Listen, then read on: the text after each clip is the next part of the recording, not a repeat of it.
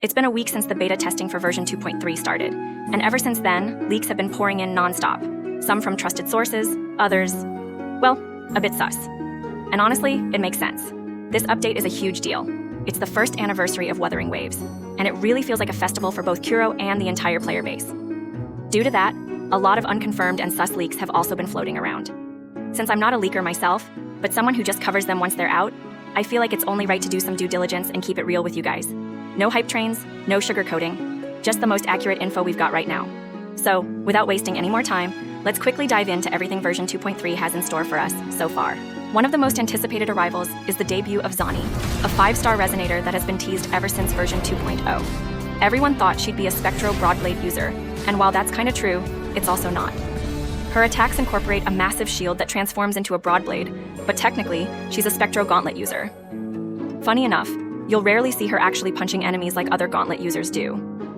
Zani is a hard-hitting main DPS, with her Tacet mark placed on her back. She's also got a dual form, just like Camellia and future Resonator Kartithia.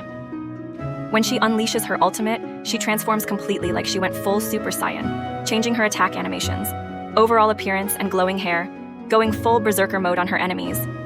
Her weapon, Verdict of Blazing Light, has a base attack of 588 and a crit damage main stat of 48.6%. Next up, we've got Ciaccona, another new 5-star Resonator making her debut in second phase of version 2.3. If you played the main story in 2.2, you've already met her. She's the wandering bard we encounter early in the quest.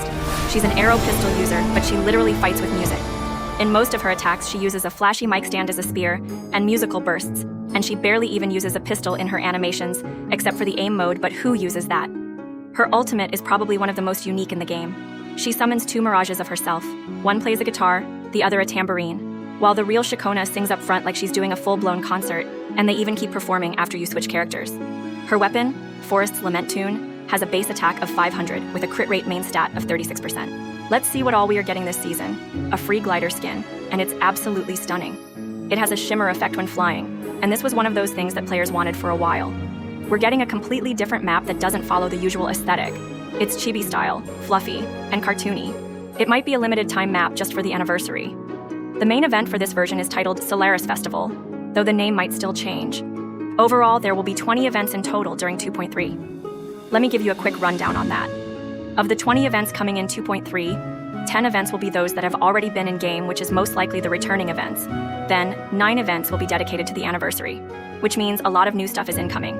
And lastly, there is one event, which is the Reprise of Tides, which is only for the returning players, where they get some rewards to help them catch up in the game. Starting with this update, we're finally getting a permanent version of Elusive Realm in the game finally. Whether it will refresh weekly or monthly isn't confirmed yet. Our lovely devs have added a special item in this version too. Starting from 2.3, players can now finally choose to change the main stat of an echo they don't like to their desired main stat in the databank section. Isn't that the best?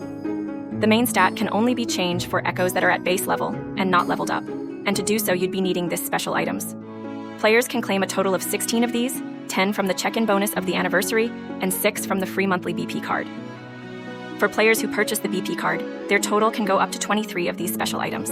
A new auto-running feature is also coming. You'll be able to activate it by holding the direction key for a few seconds, and boom, your character runs on their own. Not a major thing, but it's convenient.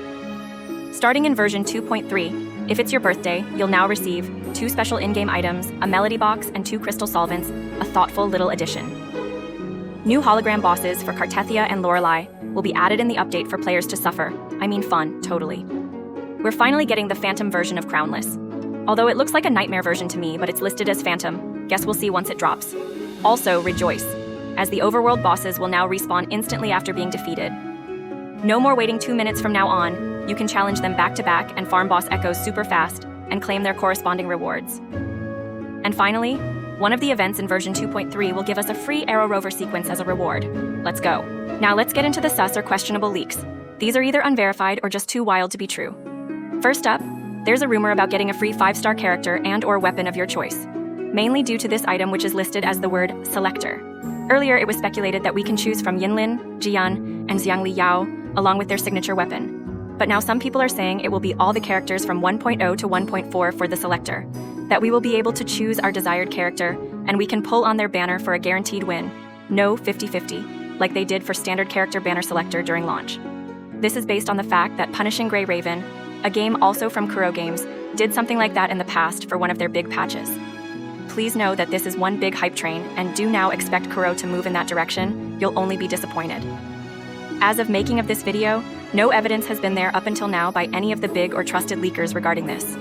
Honestly, I'm all for it, but it also doesn't mean that we should create a fake hype about it.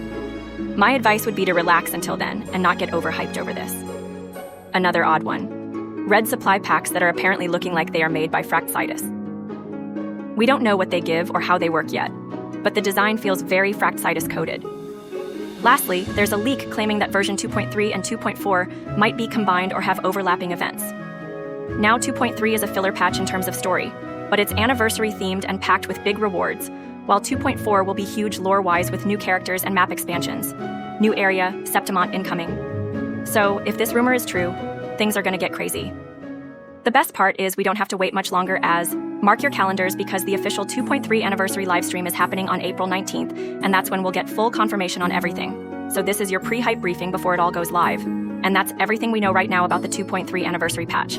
As always, I'll be keeping an eye on everything leading up to the official livestream on April 19th, and once it drops, you can expect a full breakdown right here.